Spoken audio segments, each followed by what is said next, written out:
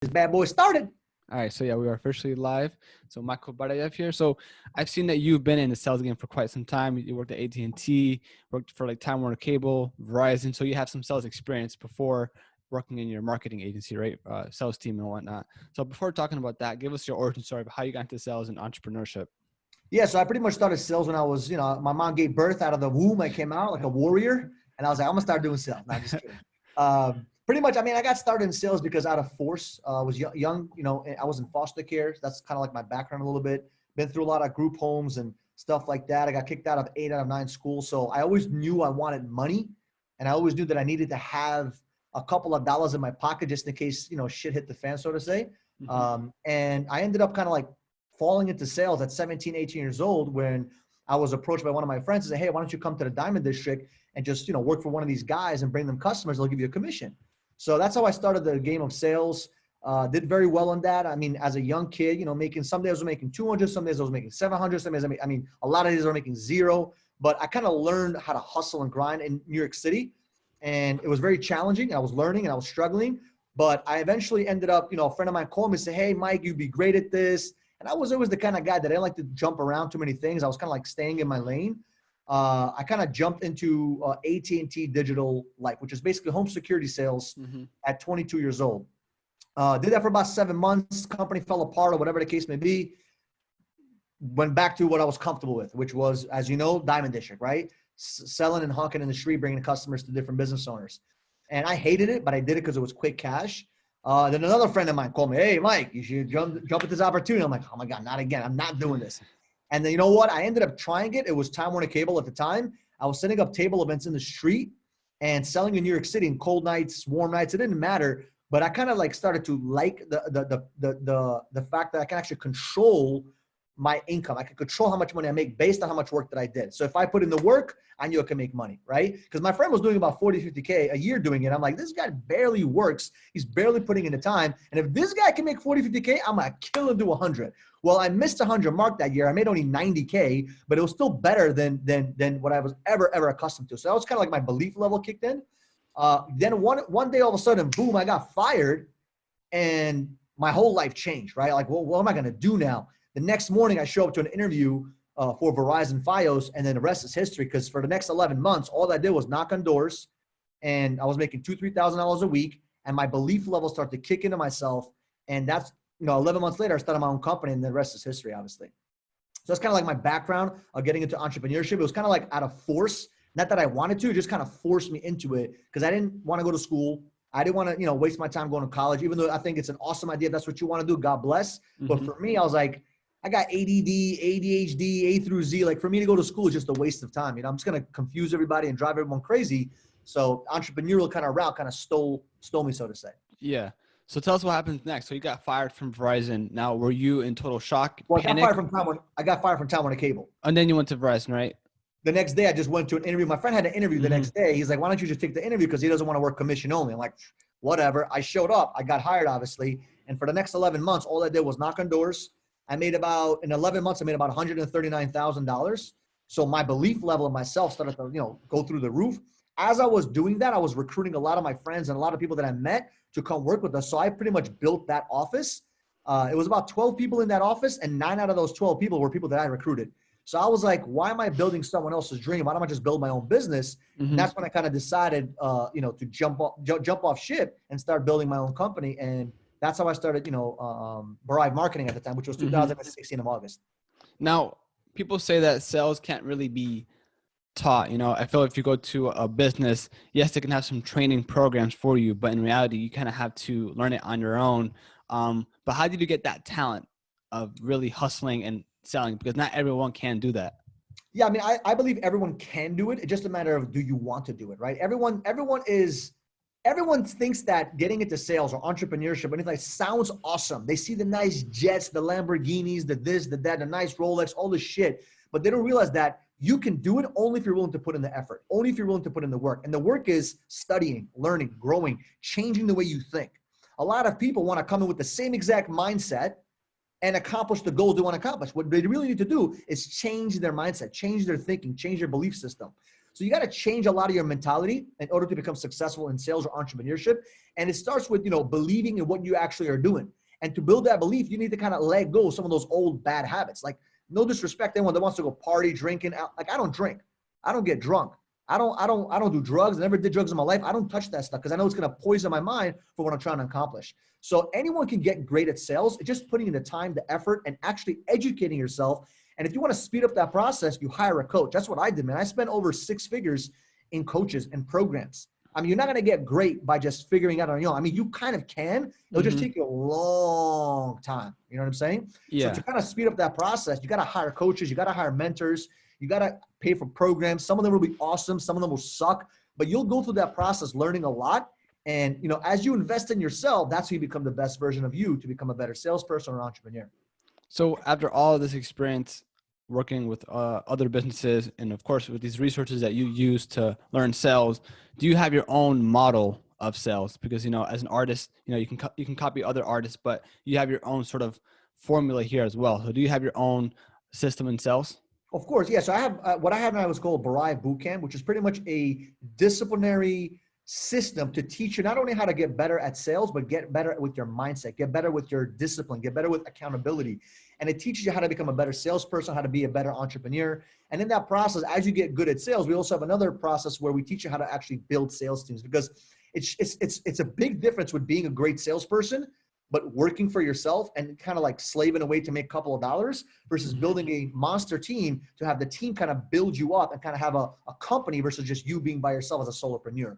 So there is a process. I mean, sales is very predictable. I'm not that smart, but I understand processes and systems. And if you just plug away through the process, anybody can become successful as long as they're willing to put in the effort, the work, which probably many people hear. You got to put in the work. You got to put in the work. But 99% of the people, they're looking for the shortcut. There is no shortcut. The shortcut is do the effing work. And if you do the work and study, I mean, it's just going to happen, right? I mean, I'm not the most luckiest special guy in the world. You got to understand the odds were always against me. Okay. I got kicked out of 8 out of 9 schools. I've been through hell from 0 to 19 as a kid. My parents had domestic violence going on. I mean, the police officers in my neighborhood called me 8911. That was my name. That was the name of my building. Because when they see me in the street, like, oh, isn't that 8911? And I'd be always embarrassed. If I was with a girl or if I was with a friend, I'll be embarrassed to be around the police officers because they would be like, oh, that's 8911. Oh, how's your mom doing? How's your dad doing? So that kind of embarrassing experience kind of made me angry. I was like, I will make sure that in the future that my name will never be remembered with domestic violence or some kind of bullshit. So anybody, and I'm not trying to put pity on myself. I'm just telling you that no matter what your background is, no matter what you've been through, it doesn't matter. The question is this: do you want to have a different life? And if the answer is yes, you gotta change. You got to change your thought process. You got to change your habits, and you got to start implementing and start, creating some action to get the results that you want. So you felt that drive, that hustle was because of that. Maybe consciously, subconsciously in the back of your mind, you didn't want to be back in that shadow, in that figure of being like violated by the police. I was motivated by nightmares, man. They say, so you got to know your dreams, your goals, your aspirations. I had no dreams at 19. I had no goals. I was confused. I was lost in the sauce. What I did know was what I didn't want. I knew all my nightmares. And I knew that I did not want to be in a position where at 16, for example, I was sleeping in the streets. And I didn't want that. I didn't want to sleep on the benches of New York City, all because I didn't have enough money. I didn't want to be in the situation where at 19 years old, I was sleeping in my car when it was blizzard weather. For 2 weeks, I'm sleeping in my car because my mom kicked me out because I wasn't behaving. I didn't want to be put in those situations. So I knew that if I don't change something, I'm going to either end up dead or in a hospital or something, right? Because a lot of my friends, some of them died. Some of them are in jail. Some of them are still in jail. It's crazy. Some of them, I don't know what the hell's going on with them. They're still doing the same things over and over again, expecting different results, which to my understanding is crazy. But that's their choices. That's their life. I said X. I'm out. I'm not going to do that. I'm not going to focus on what they're doing. I'm going to create my own life. I'm going to change my actions. I'm going to change my belief system. It's going to be difficult. It's going to be challenging. But if I don't do this now, what else? What am I going to do? So the drive came from hating myself, hating my life, hating that process, hating that nightmare that I wanted to chase something different. And that's what I kind of did. And it wasn't easy, man. But, it's worth it at the end of the day. If you really have a big why, you'll get it done. Now, what was the next step once you created your own business? What was the very first service? Yeah, so we started working with T-Mobile. I was lucky enough to get a contract with T-Mobile. We were doing business to business, which was in 2016.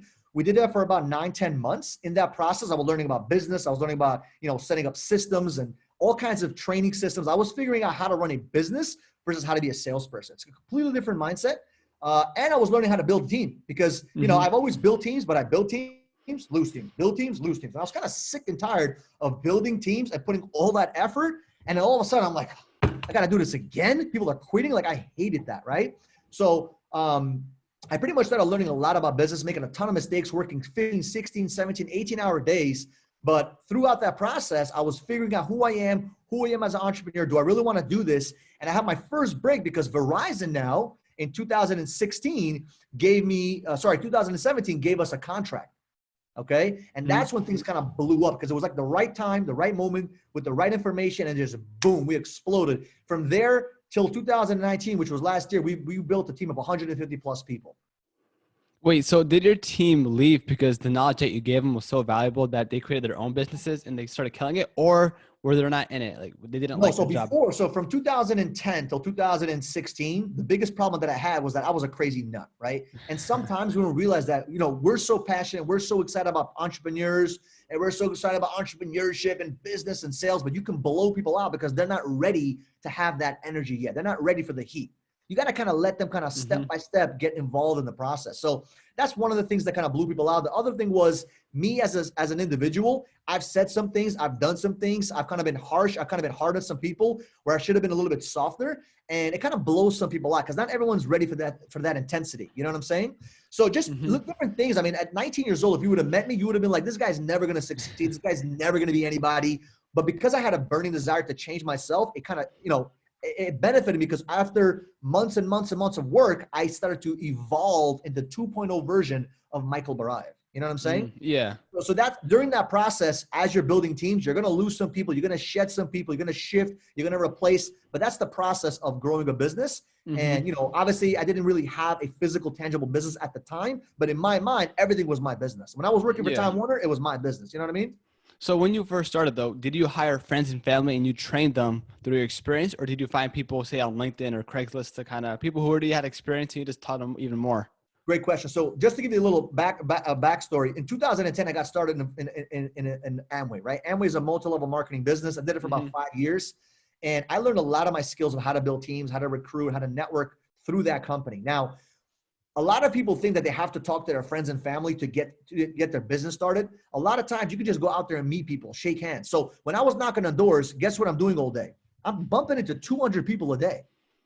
So while I'm selling them on the services, I'm kind of sifting through and seeing, all right, is this guy worth it for me to talk about sales or business or putting him on my team? And as you start building your network, you're talking, right? Because most people, they don't talk about their business. They think about their business. They're constantly thinking about their business. They're in the shower, scrubbing themselves, thinking about it, but they're not opening their goddamn mouth about their business. So nobody has a clue about what they're doing. Nobody has a clue what they're trying to accomplish. Does that make sense? Yeah. So what I did, I was going everywhere. I was like a banner. Everyone knows what I'm doing. And as I'm going and doing my day-to-day stuff, I would talk to people, shake hands with everyone. I never really recruited anybody from LinkedIn. I never really focused on Facebook at the time, which I should have, but everything was all word of mouth. I mean, just spreading the information, just recruiting right there in the fields, right? In the street. So you weren't afraid of their experience at all. You just believed that if they had the energy, the work ethic, that they'll be good salesmen? I look for three things to hire someone, right? Number one, they have to have a burning desire. If they have a burning desire, that's a key, because I don't have to motivate them every single morning to get up. I don't have to remind them about their dreams and their goals. They have a burning desire to accomplish something. Number two, they have to have work ethic. Now you may say, Michael, how do you know if someone has work ethic? Very simple. You set up a couple of meetings, you set up an interview, how they show up, you give them a week or two, you'll figure out. You'll know if someone has a high work ethic or not. They show up late, it's probably not the guy you're looking for. They show up as a slob, it's probably not the guy I'm looking for. But if they have a high work ethic and based on their past experience, how many jobs they had, where they worked, and if they're all about, I don't do door to door, I don't do phone sales, that's not the guy I'm looking for. Like, that guy is so high into his ego, he's not willing to go create results. He's worried about ego while I'm worried about creating results. I didn't give a rip about knocking on doors. Who cares? It created results, man. I became a multimillionaire through knocking on doors. Who cares how I did it? If you had to shovel horse manure to become rich, does that matter? As long as you're adding value, right? So that's the second thing, the work ethic. So the first one is burning desire. The second one is work ethic. And the third one, are they coachable? Are they willing to listen, to learn? Are they teachable? Are they willing to be, hungry to get more information, get more knowledge? Because a lot of people do a lot of talking and they don't want to listen. They don't want to learn. They don't want to change. They don't want to be coachable. So if they have those 3 characteristics, boom, I'm hiring them. For sure. Wait, so to provide context here, when I think of sales, especially in nowadays, in today's market, I think about, Facebook ads and you closing down a sell through there. But of course you can do sales if you're, calling someone, if you have a warm lead, you close them there, or like you said, you did door to door. What was the exact methods or the exact systems you had in play in terms of sales? You mean when? Just in general, like what type of sales did you do exactly? So was most of your sales through door to door? Yeah. So now we do online digital, digital sales. We get leads online for our call center, and also we have it for our boot camp, right? But before 2016 and 2017, 18, and 19, we pretty much did everything door to door. Okay. So everything was done door to door, and that's how our sales guys closed deals. Now, when it came to recruiting, that was more on the digital side, on the online side. But when it came to sales, 99% of our sales came from door to door, business to business. Now, if we were to break down the sales process, whatever it is, door to door, calling someone, whatever it is, right? What is the first step here? You can't just close someone the day of, right? Do you have to build a rapport first, and then over time, kind of build that rapport, follow up, and then make that close the sale eventually? You got to be patient. Great question. Yeah. So a lot of sales guys, they are very lost in the process, right? They have no idea what the process is to close a customer. And I have it in 5 steps, right? There's 5 steps to the conversation. Pretty much the first thing is introduction, right? The first thing you do when you knock on a door or on a phone, you got to introduce yourself. Who are you? What are you about, right? Quickly, 5 seconds, 3 seconds, because you got to catch their attention. Hey, this is Michael, whatever the case may be, right? Or from what company you're at. The second step is the short story, pretty much giving them a reason why you're calling them or why you're knocking on the door. If you don't have a reason, they're going to shut you off immediately. So within those couple of minutes, couple of seconds, so to say, you're telling them who you are, what you're about, what company you're from, and the reason why you're calling them and the reason why you're actually knocking on the door. Then you get into the presentation. Okay. Now, a lot of people think the presentation means what? Talking, which is completely wrong. The first process of making a sale, the first step is listening. And how do you listen? You got to ask the right questions. So a lot of salespeople mess this up. They start talking about their product. Oh my God, this cell phone is so amazing. You got to buy it. It's great. It's going to do this. It's going to do that. That's not sales. That's you throwing up on somebody, right? So you got to ask them questions. So you ask them questions to figure out, okay, where is this person at today? You ask them qualifying questions. Where are they today? Okay. You're gathering data. You're gathering information. Then you take that information as you're asking them questions, you figure out now, okay, where are they trying to go? What is the solution? Like, where are they trying to go? Before you offer the solution, you got to figure out where they're at and where they're trying to go. Okay. And in that process, they have something holding them back. And you ask them, what is this specific thing? What is the pain? What is the pleasure you're chasing? Or what is the pain you're trying to run away from? What is it that's stopping you from getting what you want? And now you can offer your solution. Does that make sense? And that's the whole presentation. The offering of the solution is not in the beginning stages of the conversation. It's in the end. First, you got to figure out where they're at by asking the right questions, figure out where they're trying to go, figure out what's stopping them from getting what they want, and then you offer the solution. And it's much easier now because you know exactly what they need. And then you go for the close. Now, in between the solution and the close, you're going to get a bunch of bullshit objections, which you have to learn how to overcome, which a lot of sales guys have no idea how to overcome because they actually believe the objections. But that's what I go over in my boot camp. I literally teach people how to actually understand objections and use them to your advantage because objections are actually good for you. Because without objections, you ain't closing nothing. Yeah, because no one likes to be sold to, even if you're providing a solution to a problem, right? I don't think people would buy on the spot. That's only my opinion. And that's why I think following up, this is probably 2% of sales are going to be made right there in the spot. The first encounter. Yeah. I mean, how do you think we did our door-to-door sales were like right there in the spot? A lot of our phone sales done on the spot. There is a huge percentage though that you're going to close after through a follow-up process, obviously. Okay. But doesn't mean you can't close people right there and then. So you're saying that you made mad money off a 2% conversion rate doing door-to-door? Yeah. We built a multi-million-dollar business off of 2% conversions. Really? Yeah. So I wouldn't say all of it because I would say maybe 20% were probably follows, 20, 30%. But the majority of the sales were made right there and then when you knock on their door.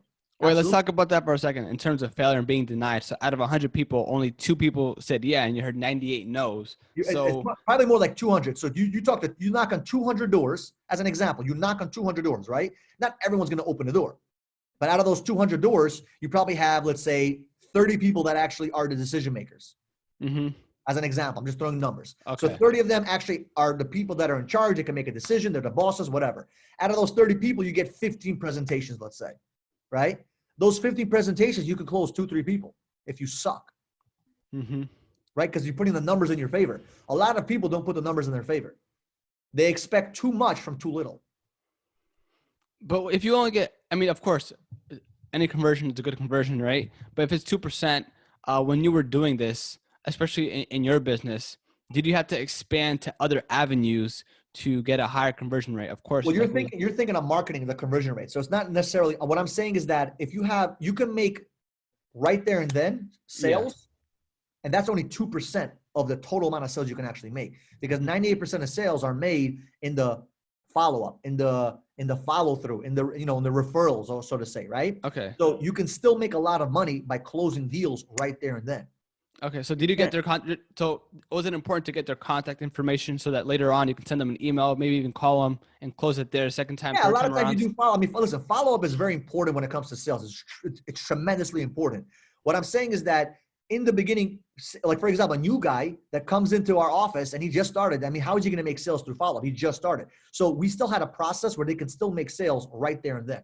So you could make a ton of sales right there and then, but you obviously want to fill up that pipeline with a bunch of follow-ups, right? Yeah. You always want to do this. So you gather their name, whether it's their email, maybe you have an automated system now, whatever it may be. You always want to make sure you're following up, and don't let the no stop you. Just because somebody says no today, it doesn't mean it's no tomorrow. It doesn't mean it's no next week, next month.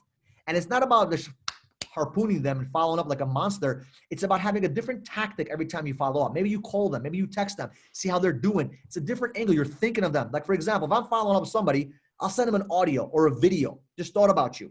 Watch this video. It's still a follow-up, but you didn't really say anything about the business. You just kind of sent them a video or send them something to watch or an email, right? So you're still following up, and most people don't follow up, which is true, but you can still make a ton of sales in that small 2% world, so to say.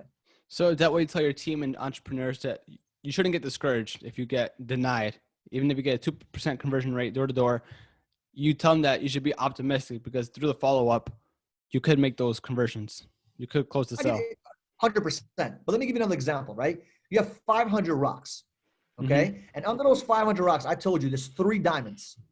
Under those 3 rocks, there's 3 diamonds. You go to the first 5 rocks, you flip over the rocks, nothing.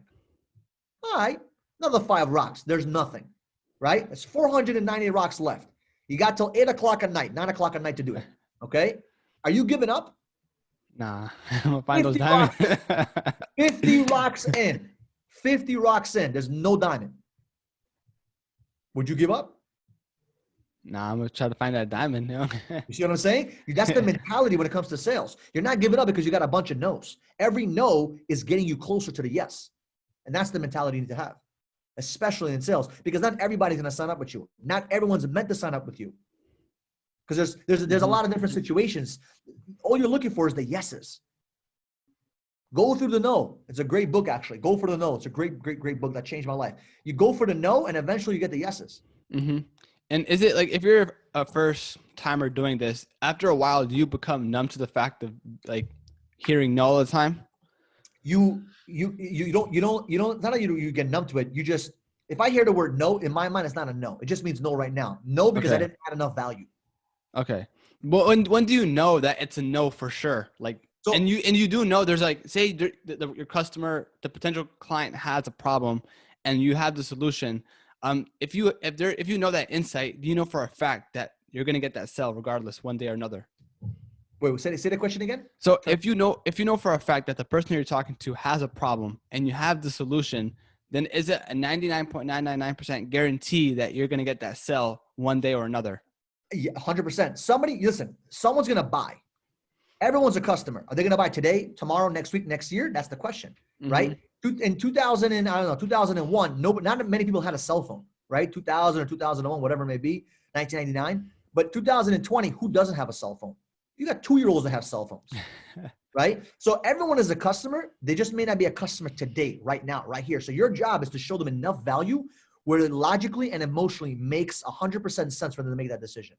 Okay. So let's talk about this process then. So say you encounter someone, you knock on their door, they say no, you get your phone and email for the least part.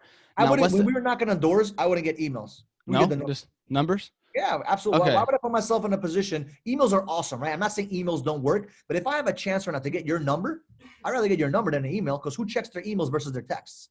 True. Right? So I'll get their number.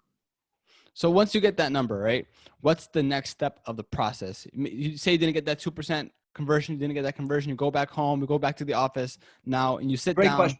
So what's the before next I thing? get the number, so before I get the number, what I do is I try to get the sale. Obviously, it doesn't work. They say, "Oh, call me tomorrow, Bob." What are you trying? Doesn't work. You get their number. So right after I get their number, this is the first thing I do. They close the door. 2 minutes later, within a couple of seconds, I pop out my phone. Hey, Joseph, how you doing, brother? Just want to give you a name to the face. Here, I'm going to talk to you tomorrow at 6 p.m. Here's my number. Click. 6 p.m. You're going to call him the next day? Yeah. All right. Because he told me call me back tomorrow as an example. Okay. Yeah. If he told me to call me back tomorrow, all right, great. Hey, listen. So tomorrow I'm gonna give you a call at 6 p.m. It's me, Michael. Just want to put the name to the face so you don't forget. We'll talk tomorrow. Have a good one, brother. Boop. I sent him a little quick video. How many sales guys send videos to their prospects? No idea. Probably not a lot. Probably not many. I'll guarantee you that, right? Probably nobody. So I already differentiated myself with the competition by sending them a video. Then come tomorrow, I shoot them a call. They don't answer. Hey, what's going on, brother? Hi. Just send them a video, send them a text, maybe send them an email, whatever the case may be. I'm following up. If they don't answer, I call them another time the next day. I'm following up. I don't forget about them. 2 days later, maybe a week later, I have a whole pipeline of people that I'm willing to call. I'm following up diligently. And if they don't answer until they tell me fuck off, sorry for my language, or no, I ain't stopping, because they told me they have a problem. It's my duty. It's my responsibility. It's my obligation to sign their ass up, to help them and get the service that they actually need. Not for my commission. Forget about my commission. It's about adding value to them. But at what point do you start to become spammy, or is there a point that you do become spammy? It's spammy. Do you have to space it out? Yeah. So you got to space it out. Number one. Number two, it becomes spammy when it's the same method. So for example, how many ways can you follow up? You could send a letter. You could send it through the mail. You could send an email. You could send a text message. You could send a phone number. You could a phone call. You could do a video call. You could do a WhatsApp. You could do an Instagram message. You could do a Facebook message. I mean, there's so many different ways, and you mix it up a little bit. Sometimes you say, "Hey, how you doing?" Sometimes you send them a little quick video of maybe add value, not really necessarily trying to close it, but maybe let's say they have a problem with I don't know. Let's say you're a plumber, right? And you have a problem. They have problems with their pipes. Send them a video of how to fix pipes, or some kind of educational video, right? Just to let them know you're thinking about them. 2 weeks later, you hit them up again. Maybe a couple of weeks later, you hit them up again. You're kind of staying in touch with them on a relationship basis, not really thinking about the sale, but thinking about how you can help them and serve them. And as you go on through that process, eventually they'll sign up, whether with you or with Joey Schmoey. Is it fair to say that it's important to be in their mind subconsciously, so when they do decide to pull that trigger, you're going to be the first person in their 100%. mind, because you've been there almost every single week, almost every single day, right? 100%. Following up. You go to Glendale, New York. You go to Glendale, Queens, New York. You go to Maspeth. You go to Middle Village. At the 2015, 16, 17 time, everybody knew my name. My name was all over the streets. And how do I know that? Because I used to have sales guys go to those areas, and they would come at the next day to the meeting and say, "Oh my God, that area, everyone's talking about Michael. They're following with Michael. I don't want to go to that area." They used to always complain about leads. I'm like, listen, guys, it has nothing to do with leads. I'm going to the streets, knocking on every single door. I'm taking my sticky, plastering it on every single door. I'm talking to everybody, every store, every floor, every door. I'm talking to everybody. So they know my name. Even if they don't sign up today, I let them know, hey, let your friends know, let your cousin know. Like, I'm in their face. I show up. I eat at their restaurants. I do business with them so they can think of me. Because if I'm adding value to them, someday, somehow, some way, they'll add value to me. Does that make sense? Yeah. And that's not including the 2% we just talked about. This is all from follow-up. I used to get calls in the middle of a Saturday or Sunday. I didn't have to do nothing but say, "Oh, I saw you're sticky. You selling Verizon?" I said, "Of course." "What's your first name?" Wait, so it's 2% conversion, first encounter, door to door, right? Yeah. But is it maybe 100% conversion down the line eventually? I would say follow up from the 5th to the 12th contact, 80+%. Huh. There's a statistic out there, right? From the 5th to the 12th contact, it's like 80+%. And it's true. Most people don't follow up. And most people believe customers too much. The customers are bullshitting you. Remember, they have no idea what they want. If they knew exactly what they wanted, they would have already signed up. Okay, Or they I would have got already it. bought it. They need your help as a salesperson. You see, the biggest mistake that most salespeople make is they think they're trying to convince people. Your job is not to convince people. Your job is to figure out what's important for them. How can I add value? How can I change their life? And by me listening and paying attention, I can actually help them. And if I offer them the right service and product, their life will be better. If their life is better, I make a commission. That's the mentality. Now let's kind of talk about your business. It's Barayev marketing here. So you said you got a lot of people in your team. Now, what was the business model here? You know, did every person that you worked with, out of all your salespeople, did you get a commission from them, or how was it with the other businesses? Yes. Did you get contracts? Yeah, so so I got the contracts from the major companies like Verizon, AT&T, Brinks, all these big companies. And what we did was we created a culture where you come in as a sales rep, you become a trainer, you become like an assistant manager, so to say, like a team builder, you become a manager, so to say, and then you actually have a chance to open up your own office and run that office as a business owner / partner, right? Okay. And that's how we kind of had that structure. So that kind of structure motivated a lot of people to come in, do the work, hustle. Because at the end of the day, who wants to knock on doors forever, right? Yeah. I didn't want to knock on doors forever, but I knew that if I was going to do it for a small specific period amount of time, I can create a lot of cash, a lot of revenue really, really quickly. So the point is that everyone can become their own boss because as they get Yeah, more everyone can experience, become they their can get own. their own. Okay. Correct. Everyone had a chance. Not everyone was going to make it. Why? Because they Yeah. needed, like I said, you need to change your mindset. You need to change the way you think. It's a lot of work that it takes, but the possibility was always there for those that wanted it. Now, when you started your business, how did you land these contracts with these big companies? Of course, you worked with them before, but how did I you land mean, them? I got lucky. I have to be honest with you. I got lucky.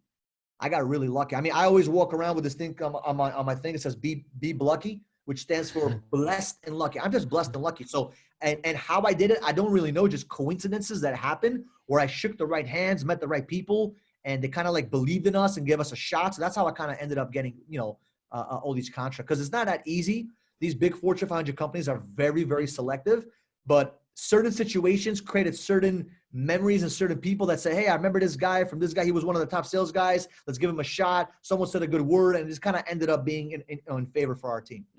So now what you do is you work with entrepreneurs and businesses to help their teams or their businesses build sales teams, right?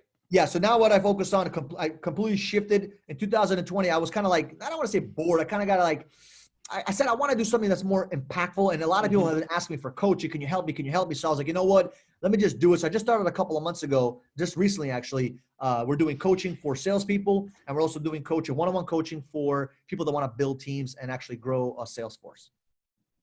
Okay. And say that's through your program that you're running right now, the boot camp? Correct.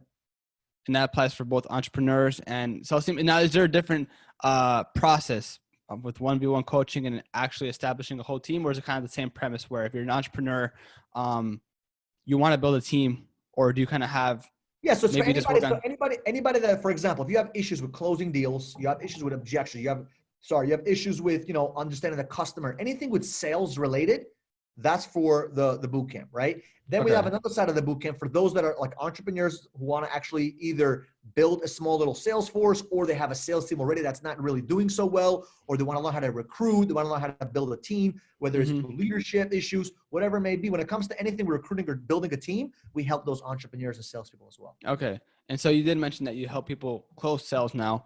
But for entrepreneurs, do you work with them that entrepreneurs who have their own e-commerce brands, for example, or are you selective in the types of industries that they're in? Very selective, because I learned one thing. I want to help people that I know I can actually help. Okay. If I can't help them, I kindly say, listen, I'm not the right guy for you. I may have another friend or a coach or someone I know that you can go to. So e-commerce brands, if they're interacting with people on a face-to-face basis, then yes. If they're doing only e-commerce as an example with, like, let's say drop shipping or whatever, I probably won't take them as a client unless they need help with closing better, maybe on copy, or they just need a better way to deal with their shippers or the manufacturing companies or whatever the case may be. So all by case basis, we're very selective in our process who we take. I don't take a bunch of clients because I don't have that much time. But we're very selective who we pick, and they have to have some sort of, like I said, they have to have some kind of hunger and desire to become better, because if they're not willing to put in the work, they're just going to be wasting their time and their energy and their money. So we're very selective who we put in our program. Okay. So I know we've been talking a lot about door to door, but what other methods do you imply to these entrepreneurs and businesses to improve their sales? So face to face, whether it's business to business, door to door, It could be phone sales. It could be cold calling. Anything along the lines with customer, creating a customer communication, anything with face-to-face, so to say, face-to-face or over the phone. Okay. So you work with a lot of entrepreneurs who are into like having their own social media marketing agency because of course you have to be in Correct. front of, okay. So social media Yeah. marketing, so for example, any marketing agency, perfect, because they need help closing clients. The biggest Yeah, problem with exactly. marketing agencies, client comes in, client comes out. I mean, like, it's like, whoop, right? So we teach them how to build a team. Because remember, building a team, whether it's a sales force or building a company, you have to have those leadership skills. You have to have the skill sets that we teach when it comes to building a sales force. Building a sales force is one of the hardest things on the planet because my guys were 100% commission. They worked 5, 6, 7 days a week on their own choice. We never forced them. But we had a structure, we had a culture that made them want to do it. And it takes time and energy and effort and a skill set to create that. And if you can do that in the sales force, it's much easier to do it when you have employees. So we teach people that want to build teams how to do that as well. So not too long ago, a couple of weeks ago, I spoke to a sales guy. His name was Mike Schill, and he told me once you close the sale, it's not over. Don't say bye because it's important to still keep that rapport. Because if one day down the line that person has yet another problem, you're going to be there again. So is that another strategy that you implement as well? I Once you look at it create, this way. Every single sale, it's not like closed deal, screw them. yeah, You're not harpooning for sales. You're building a relationship.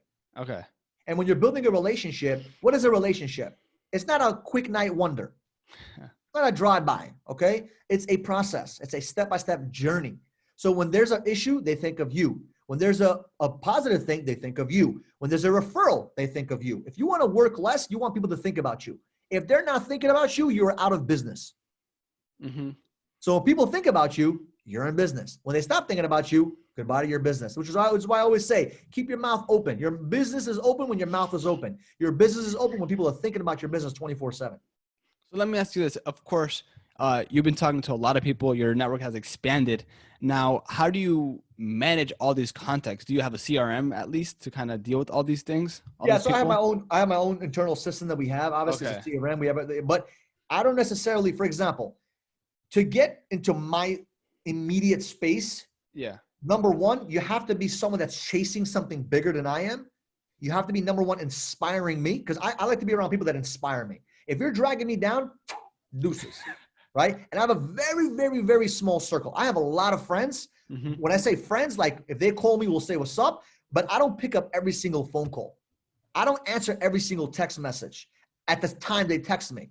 I do it at my convenience because I'm focused.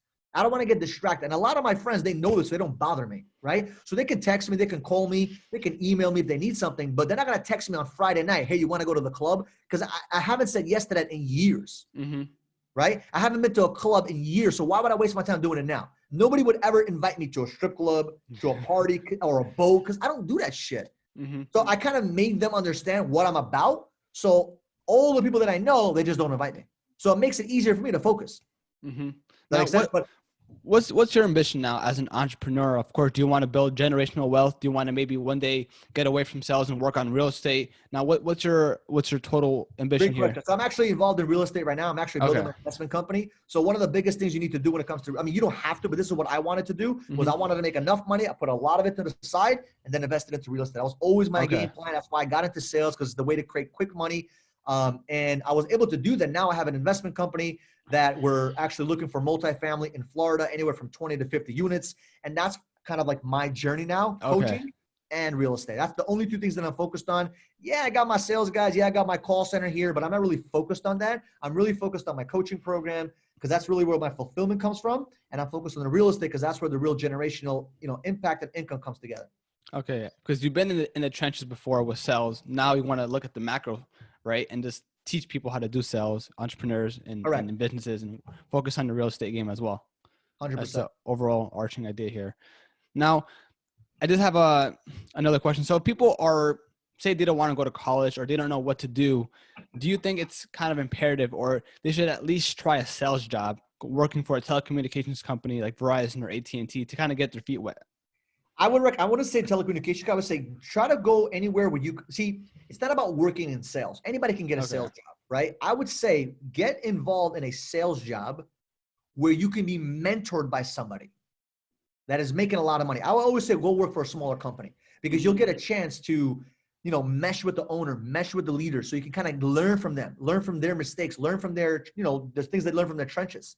And that's how you're going to get better. Because I always work for smaller companies, so to say. And when I say, Verizon, I didn't necessarily work for Verizon. I worked for a third-party company in Verizon. Oh, okay. And what I didn't have there, I didn't have a mentor. I didn't have a guide. I didn't have someone to help me. So it made it 10 times harder for me. So when my guys were working with us, they had a chance to network with me and some of the leaders that we had on our team, and it made it easier for them to create success quicker because they had that networking capability to learn from somebody.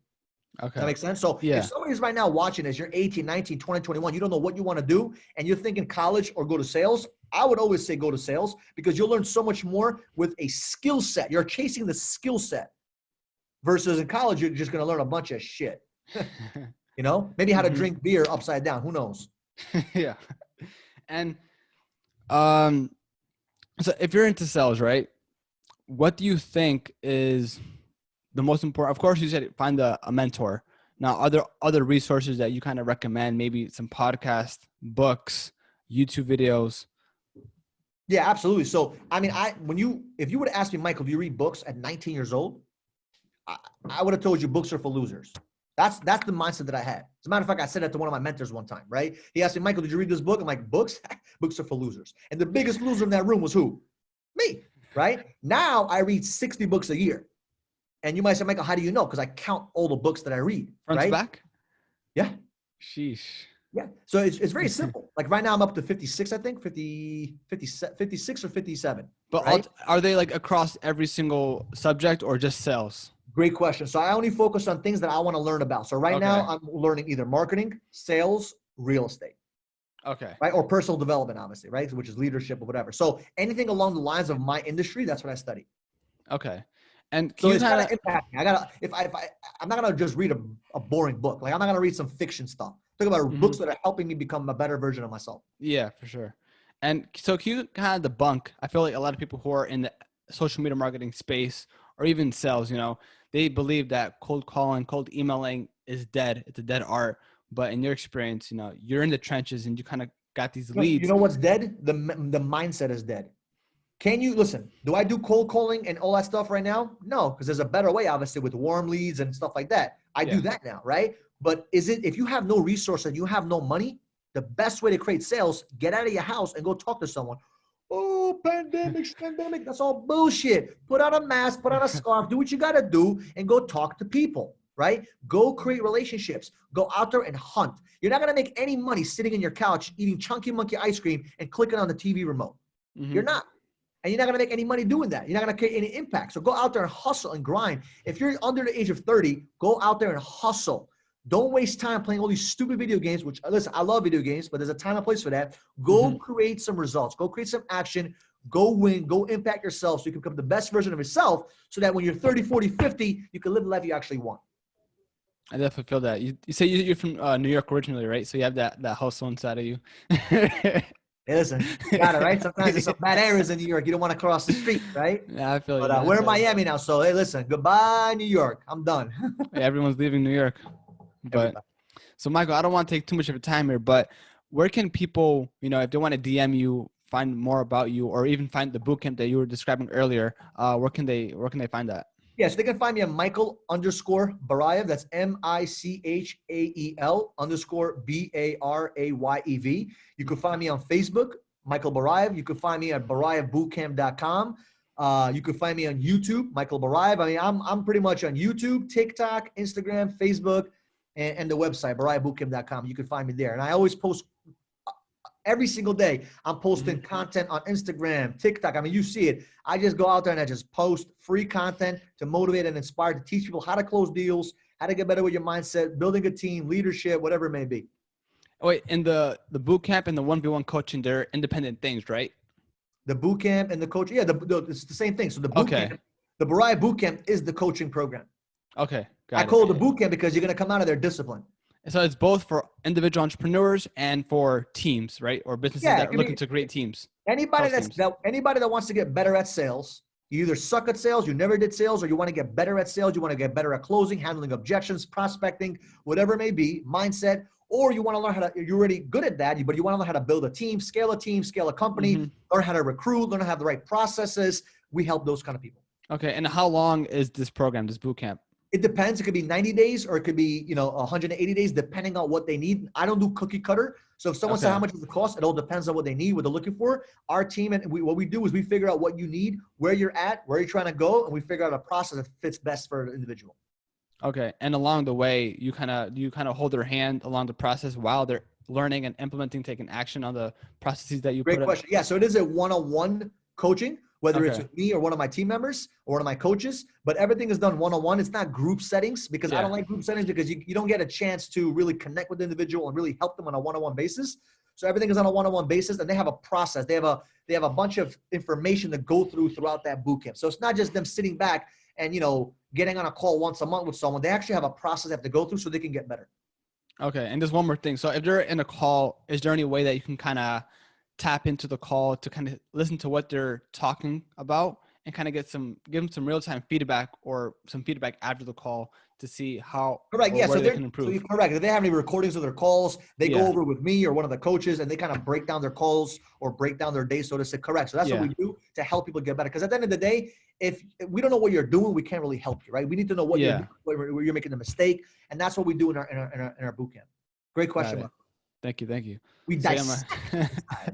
I feel you, bro. So Michael, dude, it was a pleasure. I think we learned a lot about sales here, and we just closed the fallacy of that cold calls, cold emails is like, even if it's 2% conversion, whatever it is, a conversion is conversion. Of course, the follow-up is a lot more important. You said 85% is the stat, right? Something along those lines. So 85%, that's a lot. Trust me, there's a lot of money making a follow-up.